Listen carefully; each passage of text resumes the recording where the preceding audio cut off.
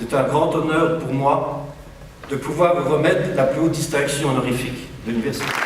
Ils étaient nombreux à venir féliciter le docteur Denis Mukwege à l'université de Liège en Belgique.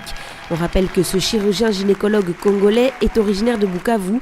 Il s'est fait connaître au niveau international par son travail intense de lutte pour le respect des droits humains en dénonçant les massacres dans les Kivu. Il opère chirurgicalement inlassablement nos mamans, fillettes et bébés victimes de viols avec extrême violence à l'est du pays depuis plus de 20 ans. C'est sa 7e distinction honoris causa remise par des grandes universités du monde.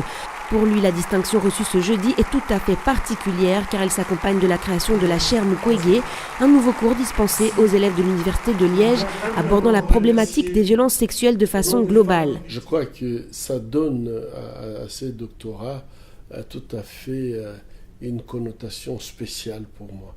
Les victimes de violences sexuelles, plus j'avançais dans le traitement, plus je trouvais des solutions, plus il y avait des questions qui se posaient et plus je me rendais compte qu'en fait ce qu'on faisait, on était en train de résoudre le problème que partiellement. C'est une question qui est couverte par les tabous, par la loi du silence, et ceux qui osent en parler, ils sont sanctionnés. Ça n'a pas été facile même pour moi jusqu'à aujourd'hui en République démocratique du Congo, par le fait seulement que j'ai osé parler d'une vérité, d'une réalité sociale. Et rompre le silence, ça veut dire que les bourreaux se sentiront menacés. La Belgique reconnaît donc le travail du docteur Mukwege et enseigne même la situation à ses étudiants. Un exemple à suivre pour la République démocratique du Congo qui peine encore à prendre conscience de son histoire.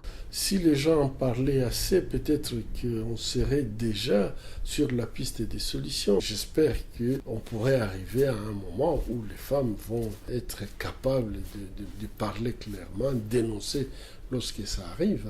Mais au Congo, je crois que la loi du silence continue à peser sur beaucoup de femmes et les empêche de pouvoir s'exprimer librement.